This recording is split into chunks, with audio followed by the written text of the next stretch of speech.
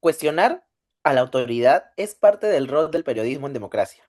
Sin embargo, hacerlo puede ser difícil, abrumador, especialmente cuando el poder en cuestión, ya sea individuo o un grupo o una institución, es uno de los actores más influyentes de la sociedad. Nunca en la historia ha habido periodismo sin presiones. Bienvenidos a un nuevo episodio de Charlas sin filtro.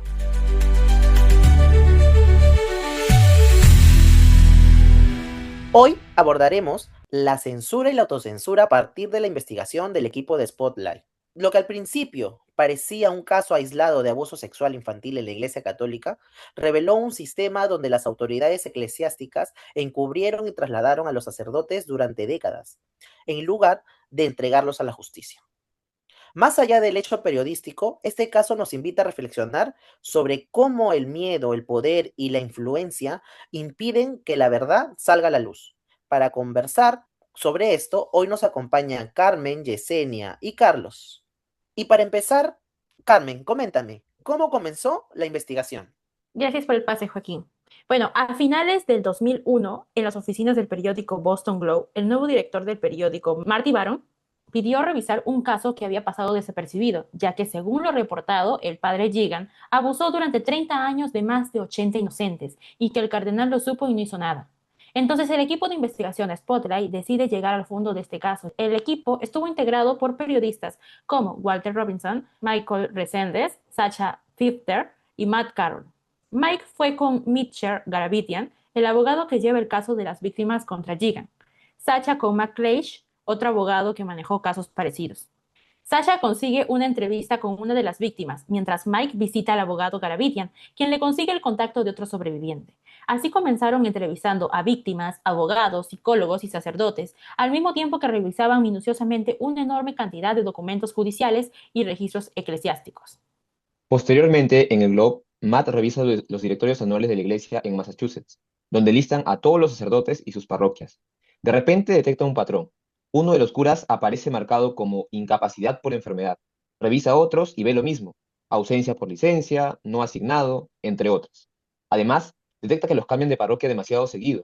Casi ninguno permanece más de 3 años en el mismo lugar.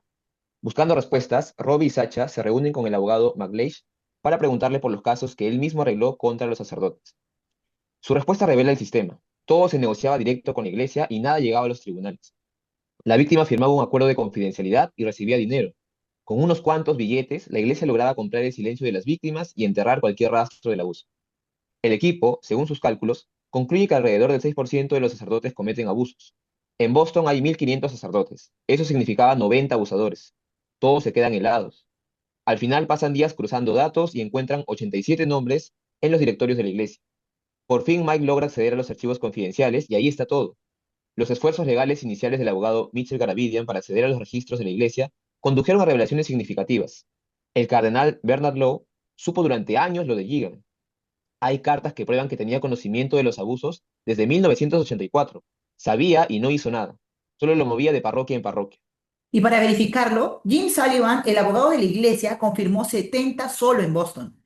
La historia finalmente se publica. La ciudad despierta con la noticia y los teléfonos del Globe no paran de sonar. Son cientos, miles de víctimas que quieren denunciar. Así se hizo evidente que muchos sacerdotes seguían sirviendo a pesar de las numerosas acusaciones, exponiendo fallos sistémicos en la gestión de la iglesia.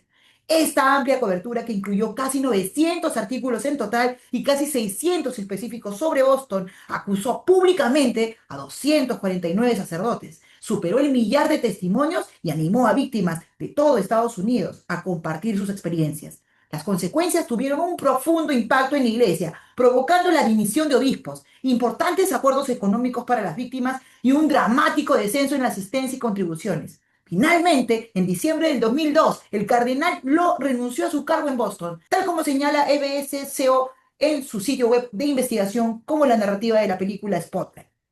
Wow. Ahora vamos a tocar un tema muy importante también. ¿Qué es la censura?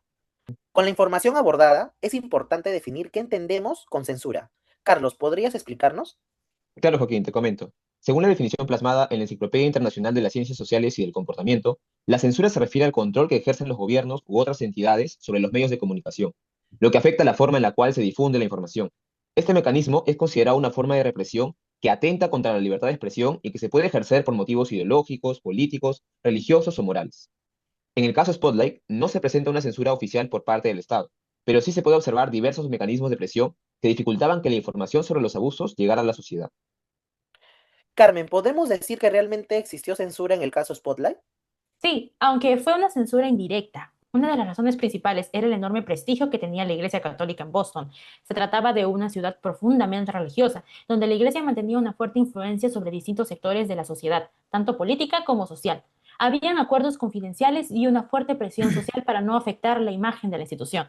No era necesario prohibir hablar del tema, el propio sistema generaba un ambiente donde investigar resultaba muy difícil e intimidaba a los medios. Esto provocaba que los periodistas evitaran investigar temas que pudieran afectar a una institución tan poderosa como la Iglesia. Incluso podría tener problemas de demandas.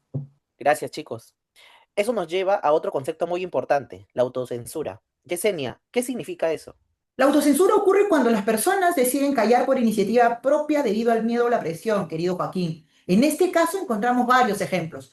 Muchas víctimas sentían vergüenza de contar lo ocurrido. Otras pensaban que nadie les creería y algunas familias preferían guardar silencio para evitar el rechazo social. Además, abogados, jueces, políticos y periodistas mantenían relaciones cercanas con la institución, lo que generaba una cultura de silencio que dificultaba cualquier investigación. Incluso miembros de la comunidad religiosa decidían ignorar los rumores porque les resultaba difícil aceptar que personas tan respetadas pudieran cometer estos delitos.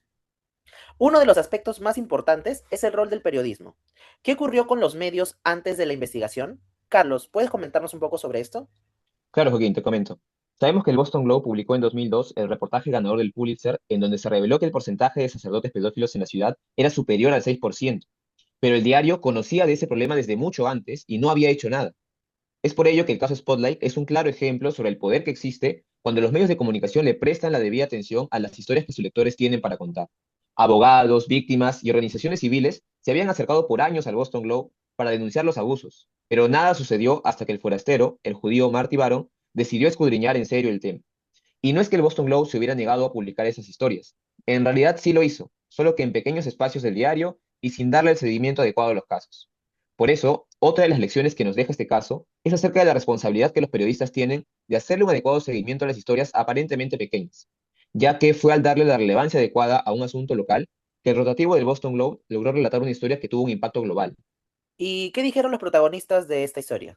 Sí, en una entrevista especial para BBC Mundo, la periodista Sacha Pfeiffer, una de las integrantes del equipo Spotlight, ahonda en el rol del periodismo y su deber de cuestionar con dureza a las instituciones poderosas y no mirar hacia otro lado. Es así que, para ella, el periodismo responsable es la clave para una democracia saludable y el buen funcionamiento de una sociedad como tal.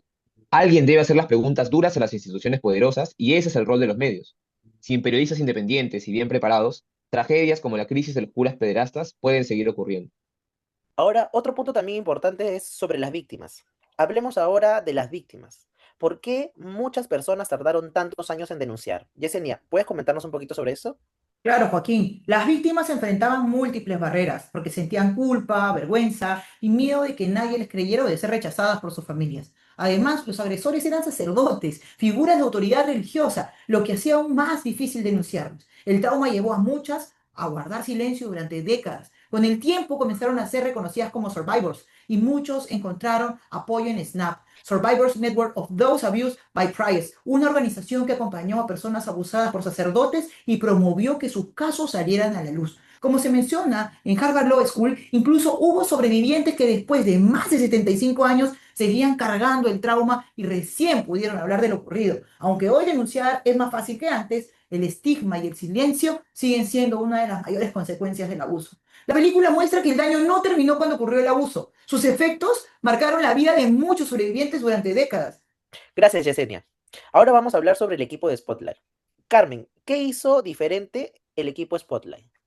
Uno de los méritos del equipo de reporteros de Spotlight es ir en contra de la más común, pero cara aspiración de quienes se dedican al periodismo informativo, ser los primeros en anunciar una noticia.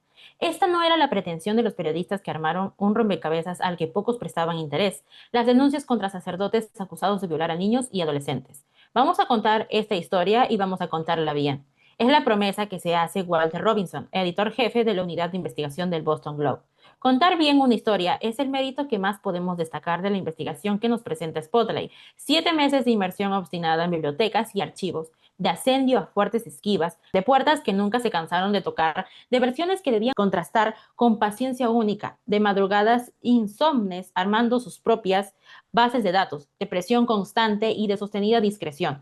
En suma, 7 meses sin publicar una línea sobre el tema hasta encajar la última pieza del rompecabezas. Gracias, Carmen. Ahora vamos a hablar sobre el impacto de la investigación. Yesenia, coméntanos un poco qué ocurrió después de la publicación. ¿Qué no ocurrió, querido Joaquín? La publicación del 2002 desató un escándalo mundial. Salieron a la luz cientos de nuevos casos de abuso y encubrimiento, lo que provocó la renuncia del cardenal Bernard Law, arzobispo de Boston. Además, se fortaleció el movimiento de los survivors, apoyado por organizaciones como SNAP, que impulsó nuevas denuncias. La iglesia implementó protocolos de protección para menores, pagó más de 215 millones de dólares en indemnizaciones y comenzó a reportar las denuncias a las autoridades. Sin embargo, periodistas como Michael Reséndez y sobrevivientes como Phil Saviano sostienen que aún persisten desafíos en materia de transparencia y rendición de cuentas. Gracias, Yesenia. Ahora, ¿qué aprendemos con esto? Eh, Chicos, les voy a hacer una pregunta para cada uno. ¿Qué enseñanza deja este caso para quienes estudian comunicación? Carlos, en tu Bueno, caso. sí, considero que la principal enseñanza es que el periodismo requiere paciencia, ética y responsabilidad. Gracias, Con- Carlos. Carmen, en tu caso. Yo concuerdo con Carlos. Bueno, el equipo Spotlight decidió esperar hasta reunir pruebas suficientes para demostrar que no se trataba de casos aislados, sino de un problema institucional. Así es, Carmen. Además, demuestra que el trabajo periodístico no consiste únicamente en informar primero, sino en verificar los hechos y contribuir a que la sociedad conozca la verdad. Gracias, chicos. En conclusión, la lección del caso Spotlight es que un periodismo que se hace sin prisa y sin duda saldrá mejor. Investigar con ética y compromiso ayuda a proteger los derechos de las personas. Muchas gracias por escucharnos y nos encontramos en un próximo episodio. Nos vemos.